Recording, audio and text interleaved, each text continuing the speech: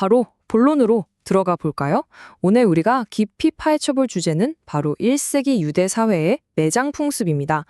죽음이라는 어둡고 물리적인 현실이 개혁주의 청교도들의 시선을 거치면서 어떻게 영광스러운 부활의 소망으로 확 바뀌게 되는지 그 놀라운 역사적 현장을 오늘 아주 제대로 해설해 드리겠습니다.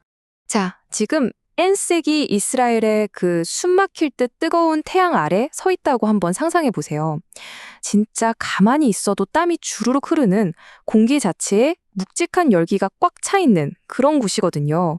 이런 날씨에서는요, 사랑하는 누군가가 숨을 거두는 바로 그 순간, 문자 그대로 보이지 않는 타이머가 째깍하고 돌아가기 시작합니다.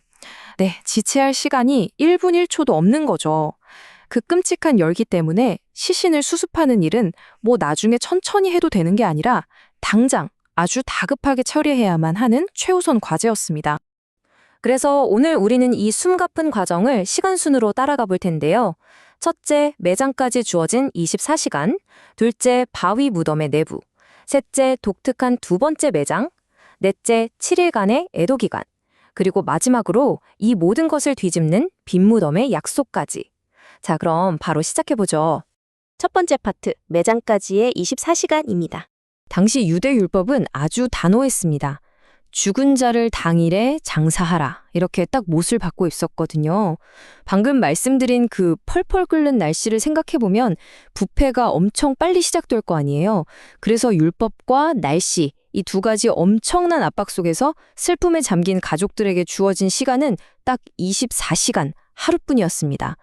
열기 때문에 시신이 훼손되기 전에 모든 장례 절차를 완벽히 끝내야만 했던 겁니다. 진짜 정신이 하나도 없었겠죠? 여기서 진짜 흥미로운 포인트가 뭔지 아세요? 이 긴박하면서도 아주 정성스러운 3단계의 수습 과정이 성경 기록이랑 글자 그대로 똑같다는 거예요. 우선 사도행전에 나오는 다비다 이야기 아시죠? 그때처럼 시신을 물로 깨끗하게 씻어내는 정결례를 제일 먼저 합니다. 그러고 나서 아리마대 요셉이나 니고데모가 예수님께 했던 것처럼 부패하는 냄새를 맡고 고인에게 최고의 예우를 갖추기 위해 몰약이나 치명 같은 진짜 값비싼 향료를 아낌없이 듬뿍 바릅니다. 마지막으로는 정결한 세마포, 그러니까 깨끗한 리넨천으로 온몸을 칭칭 단단하게 감싸는 거죠. 다음으로 넘어가서 두 번째, 바위 무덤의 내부를 한번 들여다보겠습니다. 이렇게 꼼꼼하게 준비된 시신은 과연 어디로 갔을까요? 우리는 보통 땅을 파고 묻는 걸 생각하잖아요. 그런데 당시 유대인들은 묵직한 석회암 바위를 깎아서 만든 동굴 무덤을 썼습니다. 여기엔 아주 재미있는 세 가지 특징이 있는데요. 첫째로 무덤 안쪽 벽을 파서 만든 콕힘이라는 선반이 있었습니다. 시신을 이 선반 위로 쑥 밀어넣는 방식이었죠. 구약 성경에서 죽음을 가리켜 조상들에게로 돌아간다고 하잖아요. 이게 비유가 아니라 진짜로 물리적으로 조상들이 누워있는 곳에 함께 눕기 때문에 나온 말입니다. 둘째는 야생동물이 들어오는 걸 막으려고 무덤 입구를 거대한 돌로 꽉 막았어요. 예수님 무덤에 있던 그 무거운 굴림돌 다들 아시죠? 마지막으로 유월절 같은 큰 명절에는 사람들이 지나가다가 무덤에 닿아서 부정해지는 일이 없도록 바깥벽에 하얀 회를 칠해서 여기 무덤이 있으니까 조심하세요 하고 확실하게 경고를 해두었습니다. 세 번째 파트, 바로 두 번째 매장입니다.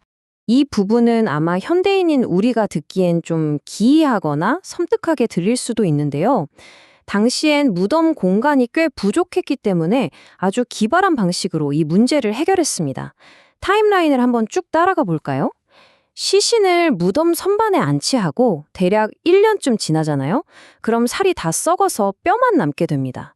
바로 이때 가족들이 무덤을 다시 찾아갑니다. 가서 남은 뼈들을 아주 조심스럽게 수습해서 오수아리라고 부르는 자그마한 돌상자, 즉 유골함에 차곡차곡 담아 무덤 깊숙한 곳에 영구적으로 보관하는 거예요. 이렇게 두 번째 매장을 치르고 나면 시신을 올려뒀던 선반이 다시 비워지니까 다음 장례를 치를 공간이 생기는 거죠. 정말 놀랍도록 실용적인 방식 아닙니까? 자, 이어서 네 번째, 7일간의 애도 기간입니다. 지금까지는 물리적인 무덤의 형태를 봤다면 이제는 장래의 가장 감정적인 절정으로 넘어가 보겠습니다. 고대 유대의 애도 방식은 진짜 극명하게 두 가지 모습으로 나뉘는데요. 한쪽에서는 대중적인 슬픔을 막 극대화하려고 아예 돈을 주고 사람들을 고용합니다. 통곡하는 여인들이랑 피리 부는 사람들이 와서 정말 혼란스럽고 시끄럽게 울부짖는 거예요. 예수님이 야이로의 딸을 고치러 가셨을 때 밖에서 엄청나게 떠드는 자들이 있었잖아요. 바로 그 사람들입니다. 반면에 정작 진짜 유가족들은 어땠을까요? 장례 직후부터 무려 7일 동안 집 밖으로 한 발짝도 나가지 않는 시바라는 엄격한 애도 기간을 가졌습니다. 밖에서는 엄청나게 소란을 피우는데 정작 가족들은 집안에서 아주 무거운 침묵 속에 조문객들의 위로를 받으며 애도에만 철저하게 집중했던 거죠. 드디어 마지막 5번째 파트, 빈 무덤의 약속입니다. 어휴, 지금까지 1세기의 아주 적나라하고 무거운 죽음의 현실을 살펴봤는데요. 하지만 여러분, 여기서 끝이 아닙니다. 개혁주의 청교도들은 이 절망적인 역사적 팩트를 바탕으로 아주 기가 막힌 신학적 소망을 발견해냈거든요. 핵심은 바로 시각의 차이입니다. 청교도들은 인간이 흙으로 돌아간다는 그 비참한 현실을 부정하진 않았어요. 하지만 죽음을 완전한 끝, 영원한 멸망이라고 보지도 않았죠. 대신 죽음을 수면, 즉 잠자는 것으로 완전히 재정의했습니다. 유대인들이 무덤 선반에 가족을 눕혔던 것처럼 믿는 자들에게 죽음이란 나중에 영광스러운 부활의 몸을 입을 때까지 잠시 눈을 붙이고 쉬는 아주 평안한 대기 상태일 뿐이라는 겁니다. 놀랍지 않나요? 여기서 한 걸음 더 들어가 보죠. 예수님은 자기 무덤이 아니라 다른 사람의 무덤, 아까 말씀드린 아리마대 요셉이 파놓은 그 새 무덤에 장사되셨잖아요. 이게 영적으로 진짜 어마어마한 의미가 있습니다. 왜냐고요? 예수님이 우리를 대신해서 그 차갑고 딱딱한 죽음의 바위 선반 위에 누우셨다는 뜻이니까요. 예수님이 그곳에 누우심으로써 죽음의 냄새가 진동하던 그 어두운 동굴은 더 이상 인생의 비참한 종착지가 아니라 영원한 생명으로 쑥 빠져나가는 부활의 관문으로 완전히 그 성격이 바뀌어버린 겁니다. 아무리 값비싼 향료를 쏟아붓고 아무리 무거운 굴림돌로 입구를 쾅쾅 막아놔도 생명의 주님을 그 안에 가둬둘 수는 없었습니다. 청교도들에게 있어서 예수님의 빈 무덤은 그냥 앞으로 우리도 부활하겠구나 하는 막연한 예표 정도가 아니에요. 이건 성도들이 장차 죽음을 박살내고 얻게 될 완벽한 승리에 대한 말 그대로 절대적인 보증수표입니다. 영수증 꽉 쥐고 있는 거랑 똑같은 거죠. 자, 그렇다면 이제 스스로에게 한번 물어보시죠. 무덤이 모든 것의 끝이 아니라 그저 더 위대한 삶으로 넘어가는 관문일 뿐이라면 이 사실이 우리가 죽음을 대하는 방식을 어떻게 바꿔놓을까요? 물론 우리 몸은 언젠가 흙으로 돌아가겠죠. 하지만 오늘 살펴본 이 1세기의 흙먼지 나는 매장 풍습, 그 너머를 한번 바라보십시오.